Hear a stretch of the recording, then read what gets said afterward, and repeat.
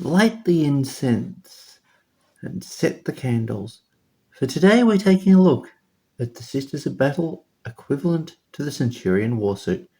Greetings everyone, I am Sister Lilia and welcome to my armory. Today we're taking a look at the Paragon warsuits of the Adeptus Auroritas. Back in 2021, GW put out some rather wacky dreadknights for the Sisters of Battle, following on from the anchorite from the mortifier pen and engine kit we'd gotten at the beginning of the year before. They're a wacky thing. So the Sister of Battle pilot themselves is very much operating this thing like it's an apple seed, like it's a land mate from the anime Appleseed. I get the distinct feeling someone on the team watched that anime because they've done both these things and the Dread Knight. And honestly, out of the two, these are much better designed than the Dread Knight. Sure, the Dread Knight's also massive, but this just looks much better than it. And I'd hope so. They're like 10 years apart. But enough bashing on the Dread Knight. These things are wacky. They've got some level of modularity in them, in that the gun arm actually can be removed and a different weapon be put on. Now, this one's fuel tank got damaged, fuel line got damaged, so hence why it's not plugged in. And the kit comes with three options. You've got your flamer, you've got your multi-melta, and you've got your heavy bolter. But at the start of this video, I had all three of them on this squad. Now, if you build them like I did, you don't actually have to glue them on. But the same can't be said for the melee weapon. The melee weapon, you are stuck with whichever choice you make, which is fine. Honestly, how good the arm is, it would have been great if they'd kept the idea for the melee weapon.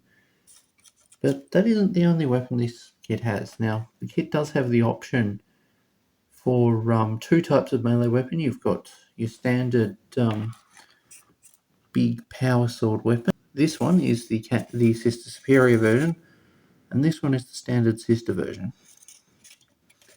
And you've got your maul, your big power maul. Now, at the beginning, at the end of 2020 and in early 2021, the maul and the leg armour, part of it anyway, part of the leg armour, was actually teased by GW's rumour team. Not the same rumour team, probably, who actually seemed to release entire codexes, but that apparently might actually be something that's happening internally as a promotional thing. And honestly, I wouldn't be surprised. But yeah, these are a neat set. I picked up, as people who may have followed this channel for a while will know, I picked these up through the Imperium magazine.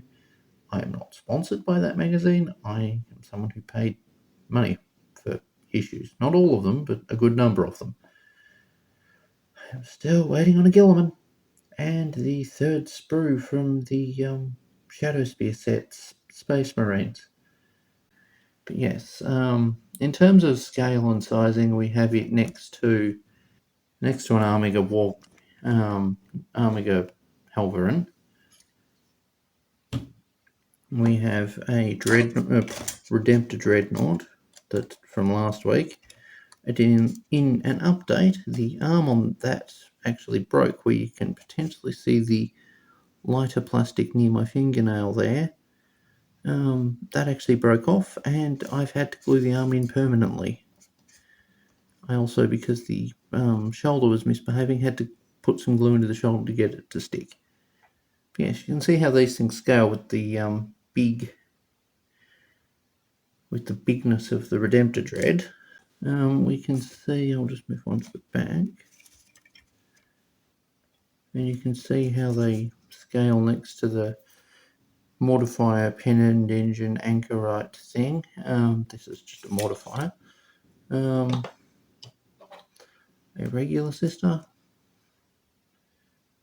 A regular sister with multi-melta from Necromunda line,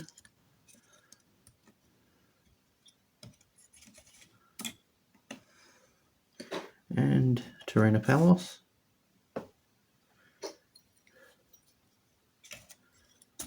Just pull him out of the way.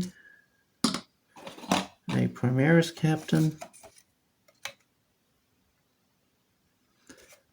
A firstborn sergeant. A Castellan. That apparently needs more dusting than I remembered it needing. And let's just turn it this way, turn them this way, and a singular heretic. He is really outgunned. Just figured I might as well show you guys all of the model on a turntable. It could be better. It looks decent. Having seen what Morin Val looks like, I feel like it should be... Morin Val is what it should look like, what all of them should look like, really. Oh, whoops.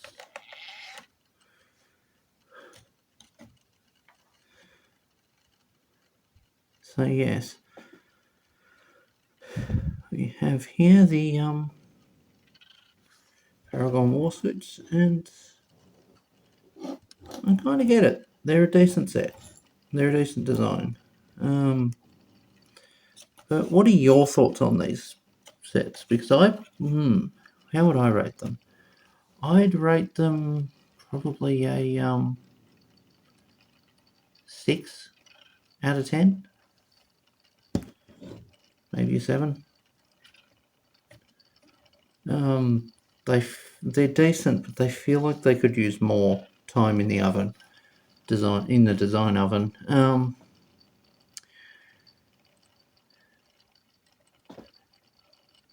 As far as pricing though, if you can get them on sale, I keep saying that a lot of the time. I got these through the Imperium magazine, the first squad of which set me back 60 Australian. The normal price is like 115.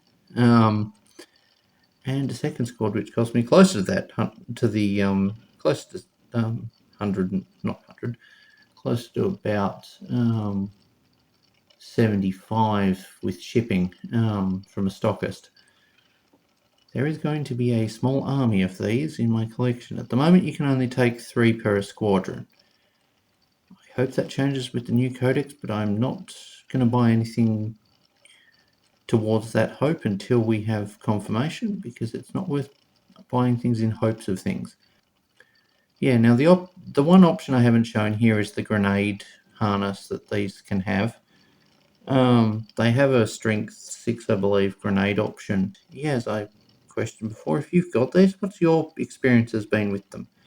They were certainly finicky to put together, and they're going to be interesting to modify and paint. Personally, I'm thinking let's put a church window section over where the head is, because I don't like heads being exposed, even if they have helmets on.